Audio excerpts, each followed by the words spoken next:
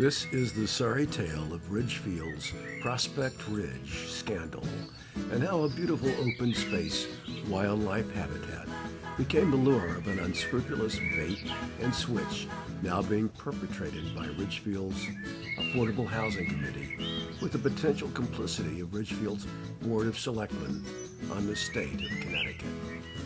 By exaggerating local need and the promise of adding more affordable housing, a euphemism for discriminatory housing that is restricted to low-income households, this is the Meadows, a low-income housing project at Prospect Ridge that the Affordable Housing Committee thinks the Housing Authority should expand into adjacent open space.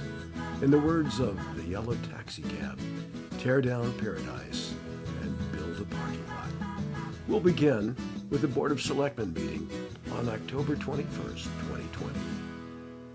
So next on the agenda is the Prospect Ridge presentation, and we have with us David Goldenberg from the Affordable Housing Committee. So I'll turn it over to David. Well, thanks for inviting us here. I have a presentation, but the origin of it is that we started a process about 8 years ago, actually, of looking at the land adjacent to the current Prospect Ridge affordable housing behind the playing fields for additional affordable housing. And I just want to give you an overview, and ultimately what we want from you is your approval to move on to the next step, which I'll describe in a few minutes. So first, let's just talk a little bit about what's available and what the perceived need is. And we're going to talk a little bit about need. We're in the process now of beginning a pretty thorough study of need, but for various reasons, that's something that cannot be completed until next year. So we're going to look at the information that we have. First of all, there are now 152 Housing Authority owned units. There are 60 Ballard Green subsidized units, 38 affordable units, 34 congregate subsidized, and 20 family units at the Meadows. Here's the waiting list, and this is pretty startling. There's 129 names on the list for the 60 units. There are 265 names on the list for the general affordable unit. There are 76 waiting for the congregate subsidized, and there are 140 names on the family Meadows. Many people will wait years, and there's a high level of attrition on this as well. So the list gets smaller and it gets larger over time, but we will never be able to meet the need we have with the housing that we have. Fast forward to April 20th, 2022. Mr. Goldenberg repeats that argument in this affordable housing presentation, but doesn't get totally away with it. Another measure of need is the waiting list for public housing. Ballard Green, there are 64 units and 73 people on the waiting list. The Meadows, there are 18 waiting for one of the 20 units. Congregate housing, there are 34 units, there are 14 waiting. That seems to go faster because that's for people who need some level of care, and they're more often moving out into a higher level of care. In general affordable units, there are 18 waiting for one of the 34 units. I said, what is the waiting time? Because it's really hard to say. The answer is years. Now, What's the net number? Because some of those people are on multiple lists. I don't know. How many of them are from Ridgefield? I don't know. You sure you don't know? I am positive I don't know. If you know, you're welcome to tell me. Well, the net of that is probably about 82. I did an FOI on that back in January, and I found that on average, about half the people were on 2 or more lists, and that of those 82, 16 of them were from Ridgefield. 16 of them actually have current Ridgefield addresses. That's correct. That does not include then the people who have a connection to Ridgefield. We don't know what, there's no way of knowing. Right. That's all anecdotal. You'd have no way of knowing Right. what that, so you're making it up. The fact is that 16 people are from Ridgefield. 80% of the people are from someplace else. 27% of them are from Danbury, okay? So, but the fact is that you're making it sound like there's a tremendous need that's going unmet in Ridgefield, and there's a small need that's going unmet in Ridgefield. This really exaggerates the local need. Well, these are the actual numbers. I know what I'm saying. I'm giving you the actual numbers. Only a small number of these As I people. said, that 18 number does not include people who want to bring their mother to move into Ballard. We don't know that, though. There's no way of knowing that. You're right. So the number then is, that 18 is kind of a meaningless number. But you're the one using it. Right. No, I'm using the whole, this is the whole list. Yes, some of them are not from Ridgefield. This is the waiting list. Most are not from Ridgefield. Yeah. I don't know what their connection to Ridgefield is. My understanding, the way you presented it was that I thought that they're all from Ridgefield and they're waiting for this. So I'm glad that you said that, because the way it's being presented just it is as if there's this need in Ridgefield and they're all from Ridgefield and they're not. So I appreciate the clarification. But it's just misleading, and that's, the point. Whatever the connection to local residents or non-residents on the waiting list is totally speculative. It is merely an attempt to exaggerate an unmet local need. But wait a minute. There's some discrepancy between this depiction of the wait list and the one shared with the Board of Selectmen in October of 2020.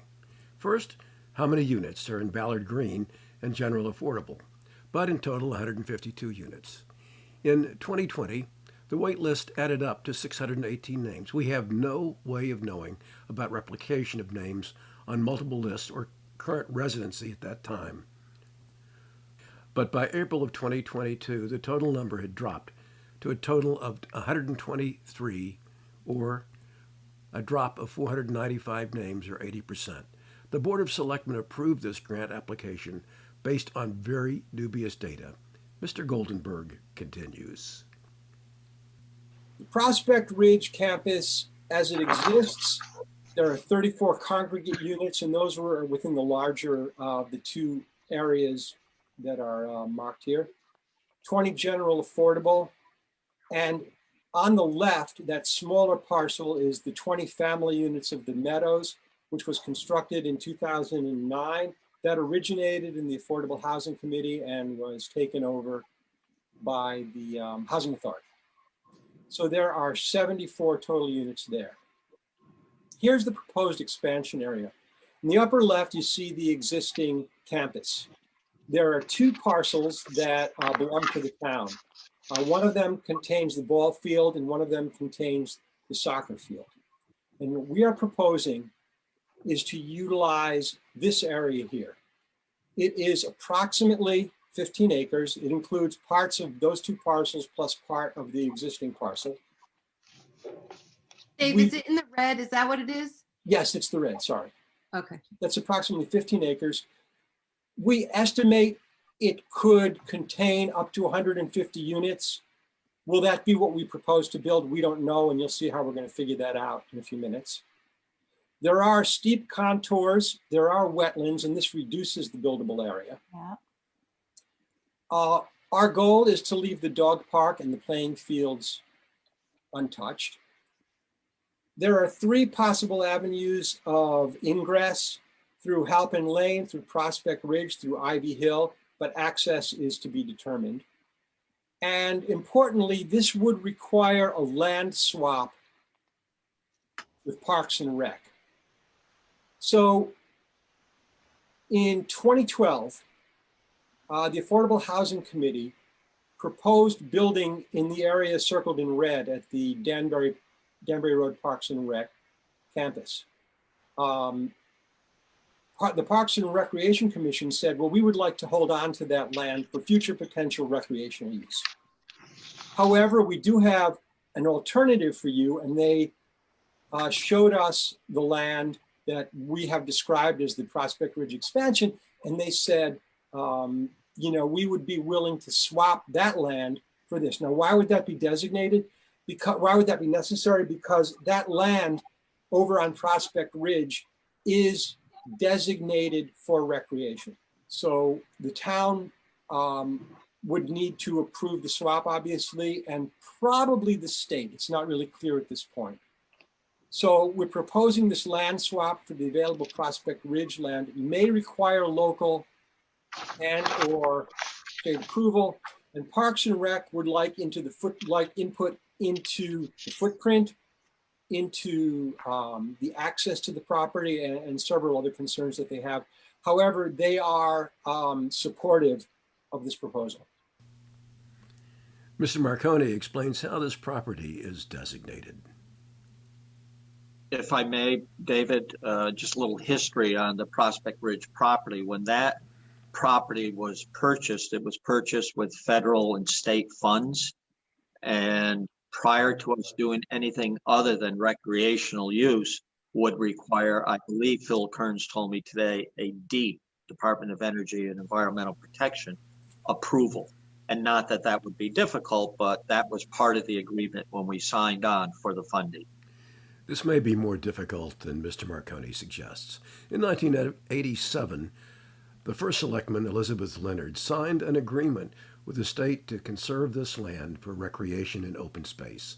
Converting it to any other use is prohibited, except as defined in Connecticut General Statute, Section 7-131, which states that if a municipality takes any land for highway or other purposes, which land was purchased for park or other recreational or open space purposes, or for which bonds were issued for such purposes, or which had been dedicated for such purposes, such municipality shall provide comparable replacement land, at least equal in value and per unit area size to the value and per unit size of the land taken, provided before such municipality takes such land for a highway or other purposes, it shall hold a public hearing in addition to any public hearing required by Section 13A-58.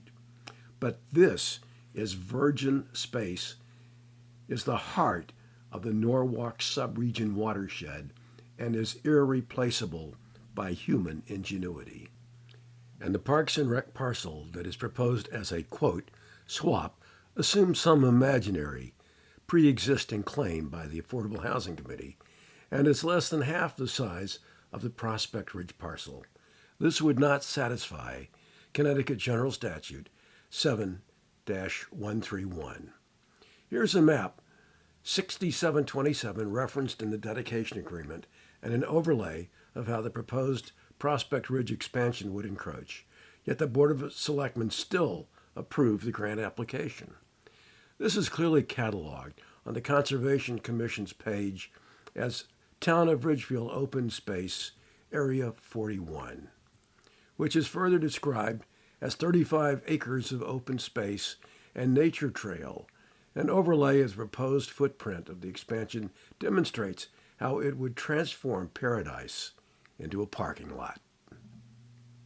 And Maureen, go ahead. Well, I mean, as I said, I think that we need to have a feasibility study, but that is as for me, it's not, I don't want anyone putting words in my mouth or my vote and saying that then in all likelihood, I'm going to be supporting this, because I want all the numbers. I want all of the information. I want to have the town's input. I am not in any way voting to support this project right now. I would be voting to support a feasibility study. And the second thing I would want, and I had said it at the beginning, and Frank jumped right in because he knew what I was saying. I would definitely want to see numbers that would show me that this project would not end up the way the Meadows did, and would in any way cause the kind of financial implications that the Meadows has caused. And because I just don't think that would be fair to the taxpayers. Thank you. And then Bob, you had already stated your feelings, but do you want any last minute? Yeah, I'll make one last comment. Okay, understand that this is a feasibility study for a particular idea, particular concept, a particular project. Okay, I had been in favor for years of looking at a affordable housing study. This is a feasibility study for this project. And for that reason, until I get feedback from the town, I will not support I will vote no in this case. And I just want to be clear that this is an application to apply for the funding to do a feasibility. To do a feasibility study based on the presentation that David had given us? Well, I think the feasibility study will begin from ground zero and see what they can develop out of that. I don't think there are any implied, and that's the whole point of this discussion, is that we don't want anything to be implied, whether it's 150 or 15 units. That is what they would like to see, but I think that's a lot of units, and I agree with some of the comments relative to the number of units. David, prior to our vote? I just want to say that the 150 units came by applying a number of 10 units per acre, which is a moderate multifamily number. So it's entirely hypothetical, and it would be determined by the feasibility study what we could and should put in. Right. Okay. So I'll entertain a motion. Would someone like to make a motion? I'm happy to make a motion for the feasibility study. And I'm happy to second it. Okay, so the motion is to approve the submission of an application for a grant from the Department of Housing to conduct a feasibility study for this particular property, keeping in mind that there are no implied, absolutely no implied results or anything that we're looking at other than this. We just want to look at that to have information for the people so that we can bring it to a public hearing at that point. Right. Okay, Barbara, you seconded that? Yes. Okay, motion made and seconded. Any further debate? There being none, all in favor? Aye. Aye. Opposed? I oppose. Okay. Motion carries 4-1. Selectman Bob Hebert alone stood against this very bad idea, advocating instead for a broader study not tied to Prospect Ridge. Yet, no doubt, seared into Maureen Kozlark's memory is the conflict with the Water Pollution Control Authority and the Housing Authority, who tried to stiff the Water Pollution Control Authority and not pay hookup charges, sued when the Meadows was denied a certificate of occupancy by zoning until those delinquent charges were paid. Many people have come and gone on the Housing Authority and the Affordable Housing Committee since then, but one common denominator remains, and he wants to lead Ridgefield down a very similar path again.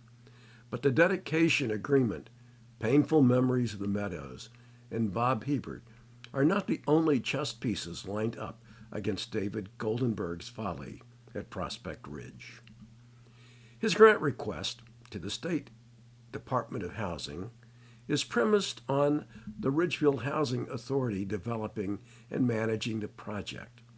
When the Housing Authority got wind of that premise for the grant, here is 3 minutes of the 9-minute conference call discussion that ensued. I am in receipt of a letter from Dave Goldenberg to the, applying for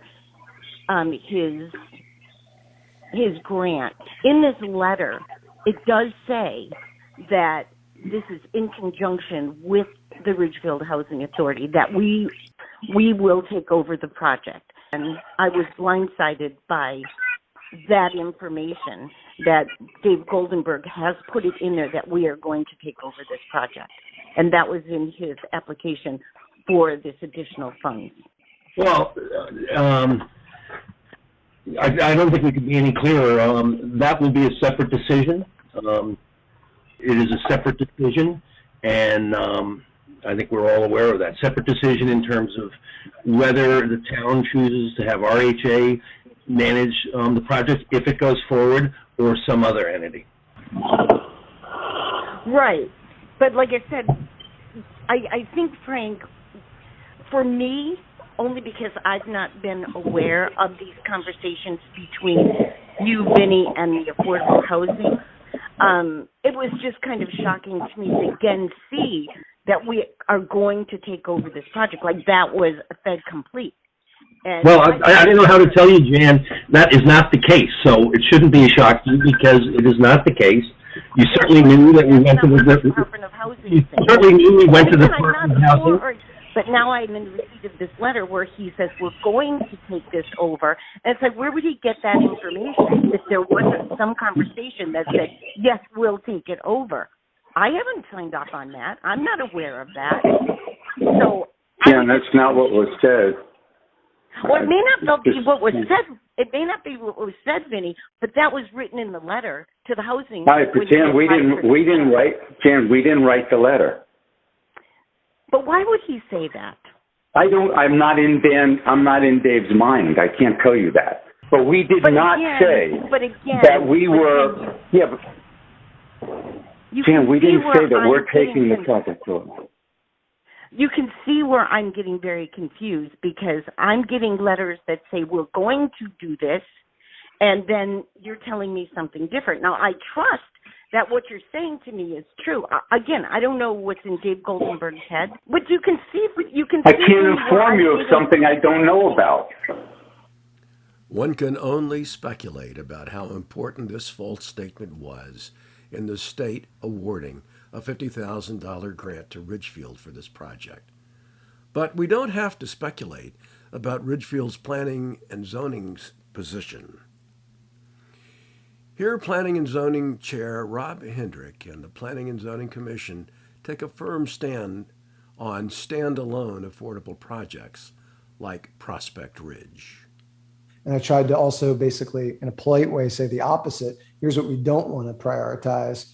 We want to make sure everything's carefully harmonized with the existing environment, and standalone affordable housing projects don't really do what we want to. We would rather not see those projects because they're not great for a community to have, slums, I guess some people call them, or, areas that are just affordable housing is not so great. This predictably creates a huge hurdle for this project under Connecticut Statute 8-24, which prohibits any municipal agency from locating, extending any public housing development or redevelopment without a referral to the Planning and Zoning Commission for a report. And if the commission disapproves the project, it requires a 2/3 vote of the town council or town meeting to go forward. And in public hearing after public hearing, the committee heard passionate objections to destroying this precious open space and concentrating more low-income housing on Prospect Ridge. This is just a sampling. Jim Garrow, I have to live at Quail Ridge, but we'll put that aside. Why are we taking Prospect Ridge from that yellow block and all the way down to the open space and putting all of this affordable housing in the same neighborhood? It's supposed to be affordable housing so people can live other places besides Prospect Ridge. And I find that concentrated all on one location, you're putting all of those people, the affordable people, in one neighborhood. A little more diversity is needed. Greg Kabasakalian, Washington Avenue. That you don't have that property is because you need to get that property by virtue of the town. The town has to grant you that property. That property was set aside for recreation open space, not this. In my opinion, look, you've done a lot of good work on this. I read it in depth today. That should be a prototype, okay? This is a beta example. Prospect Ridge shouldn't even be a part of the discussion, quite frankly. Why? Because the plan is strategic, and we've had this discussion before, Mr. Goldenberg. This is tactical. You are putting bulldozers on that property. You don't own that property yet. And it's the people in this room who are going to say no to that. Is there concern, was there any discussion about building in an area that was designated for children and sports and play? That's all I meant. That's all I meant. But the point that Dave was making is that the existing facilities that are there are going to remain untouched, even under this plan that's, we consider as feasible. I understand that. I'm saying, is there any concern building that where that's the area that the kid, you know what I mean? Like, you could use that instead to make another field, perhaps. Yes, Jack Wells, 73 Ivy Hill Road. I agree with what she said. It may not have come out the way she wanted it to, but we have 35 acres of open land in the center, near the center of town. It's the last area of open land in the center of town. It already has 2 apartment buildings on Prospect Ridge, which are 3 stories high. One which is built 10 feet off the road with the sidewalk on the other side of the picket fence, which is stupid. That's what we're doing in this town. We got to be very careful. We're putting everything in building in the last 10 years on that side of town, on that road. We have churches, we have ball fields, we have condos, we have just about everything. And if you do a swath right across to Sunset Lane, to Quarry Ridge, To the rail trail. all that area right through there has all been built up. We can't take any more through there. Yeah. There's no sidewalks on the roads. It's kind of dangerous. So yeah, kids playing. They can't even walk from East Ridge Middle School, again, another school. We have 2 schools. And there is no ambiguity about the purpose of the $50,000 grant for Prospect Ridge.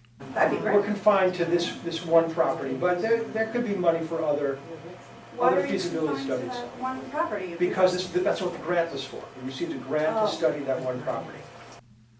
Finally, Kent Rohr has to acknowledge that the chances of Prospect Ridge expansion ever happening is almost zero, and that the state needs to be put on notice that the Housing Authority was never on board.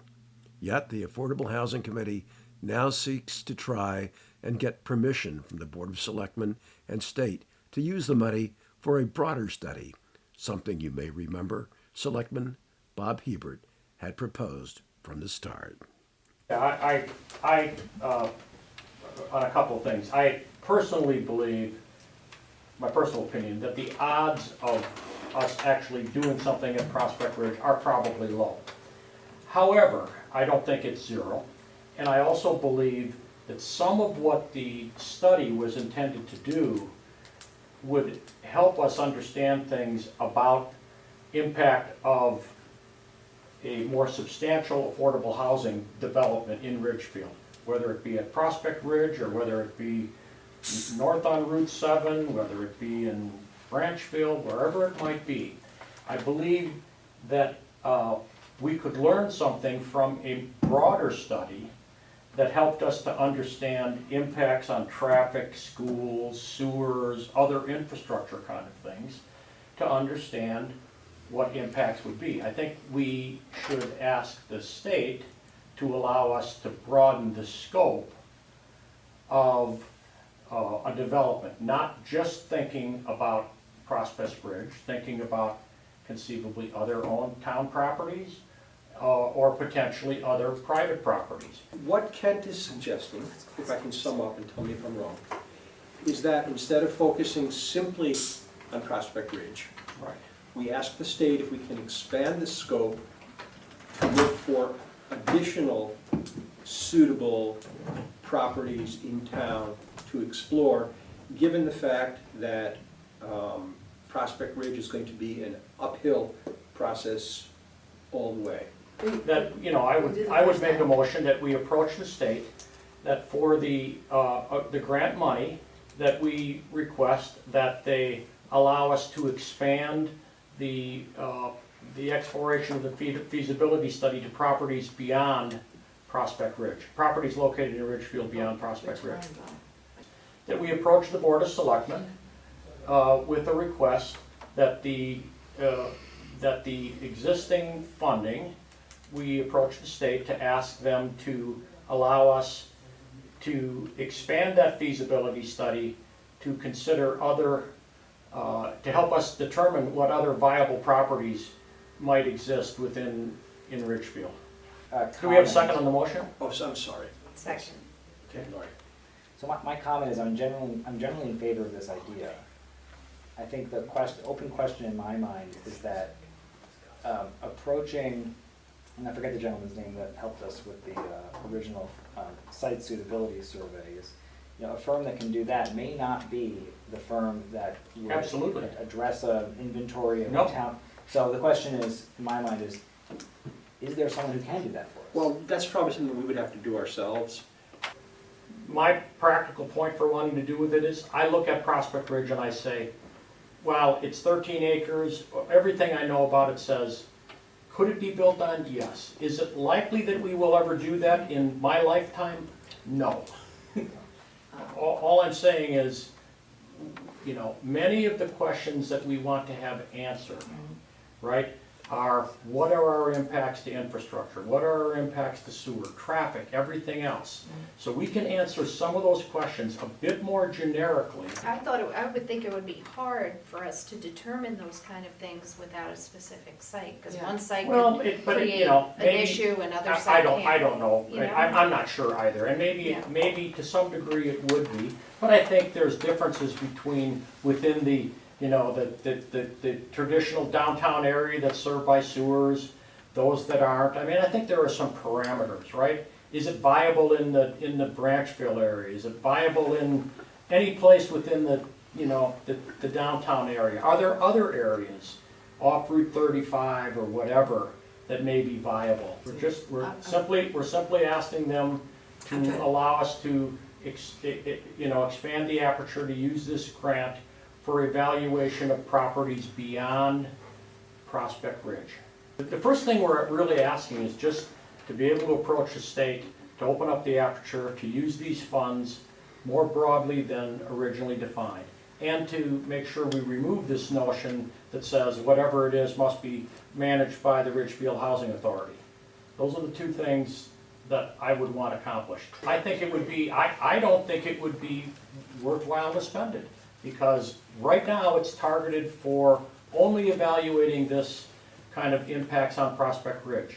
And I think, you know, there are enough, as I started out by saying this, I'm keep going back, there are enough things about Prospect Ridge that I don't think make it a highly likely candidate, right? But that doesn't mean that I think we should then forego all the money and not try to figure out if there isn't a proposal. Maybe it's lesser size, maybe it's 25, maybe it's 3 different parcels instead of 1, and the state would be open to allowing us to do that and use funding to do a more thorough feasibility study on whatever that might be. But it's a narrowing process, right?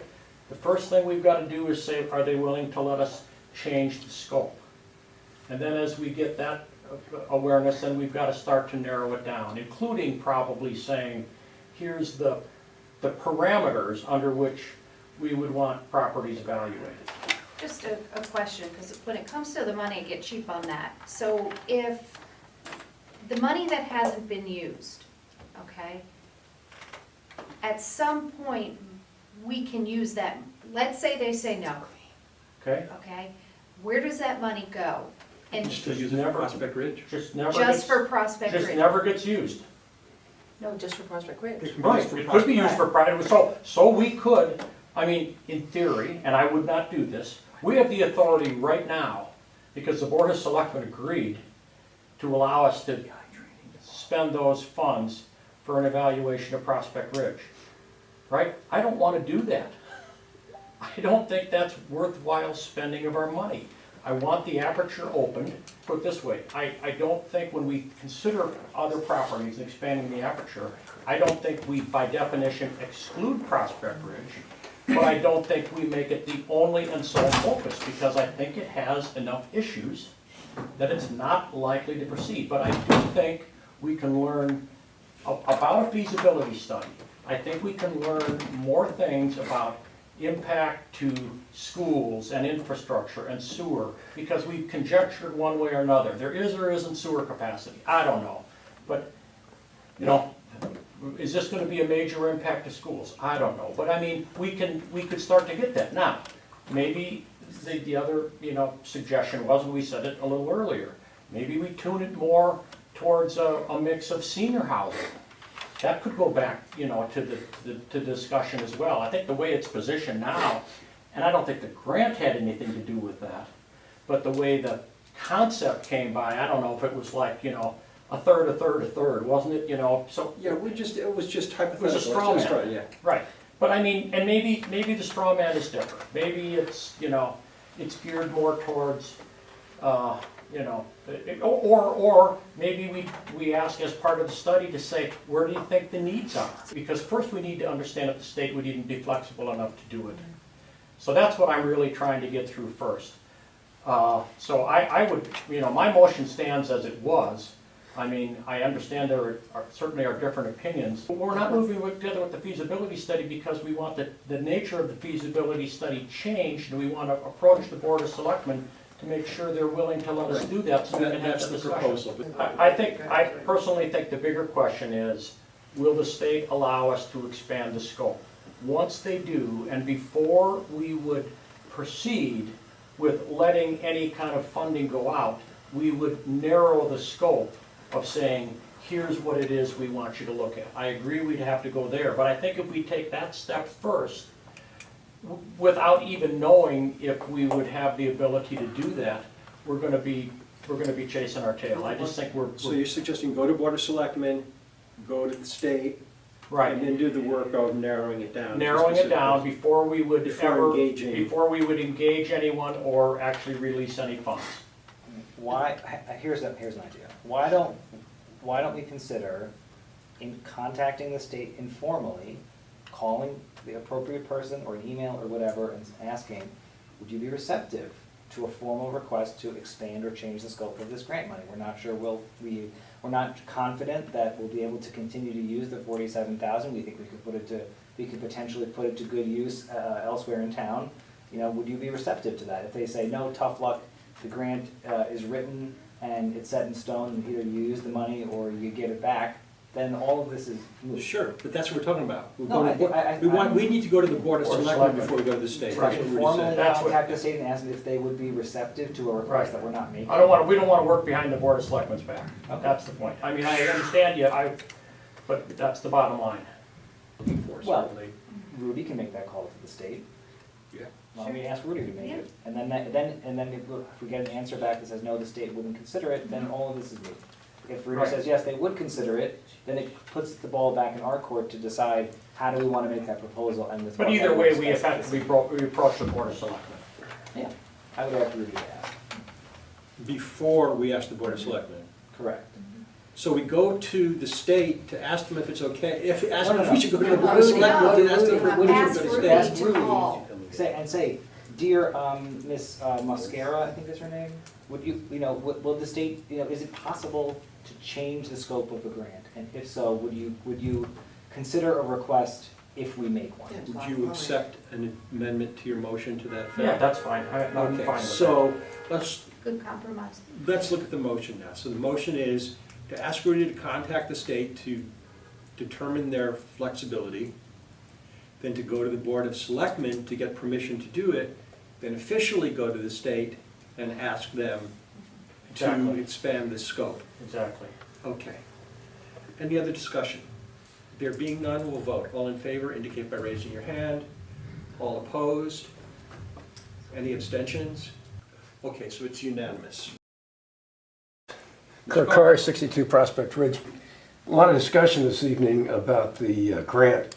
I have a copy of the grant application, which apparently you're aware did indicate that the Housing Authority would develop and operate, manage this facility at Prospect Ridge, which is, I think, one of the concerns that I've expressed numerous times. So you have. So it's not new. I am encouraged by your discussion tonight. I mean, I think it's finally getting through to you that Prospect Ridge is not a good location, but it's really not a location that you could ever use. The state dedication would prevent you from using portions of it that you would encroach upon.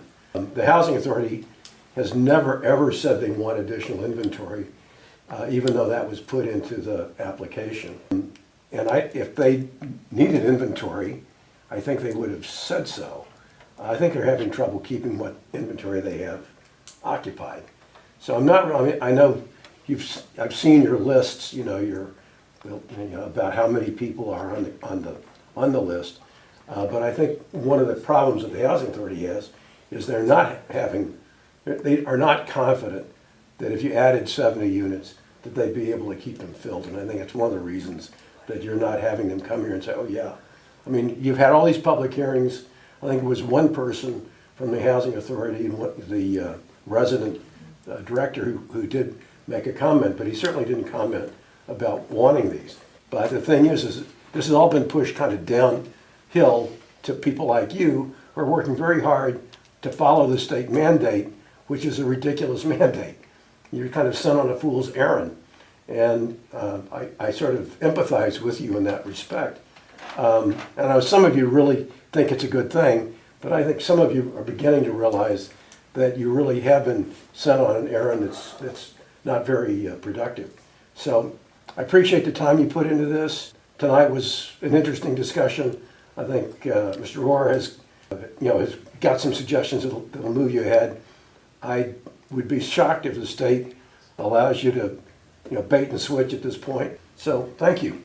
After so much mendacity in this grant application, why should the state trust this committee and Ridgefield again? This is a proposal that was ill-conceived, fatally flawed, and intellectually dishonest from its inception. Only one selectman, Bob Hebert, had the depth of knowledge as the former chairman of the Housing Authority, with the presence of mind to vote no.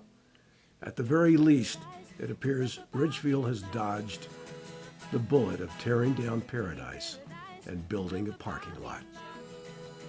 The question remains, will Ridgefield compound this scandal by trying to keep the grant money obtained in this shameless bait and switch? Or will it fess up and return the state's unused funding, demonstrate good faith, and salvage Ridgefield's reputation before the Housing and Urban Development Inspector General gets wind of it? And has the time come at long last to permanently terminate the Affordable Housing Committee and retire David Goldenberg to end decades of nonsense once and for all?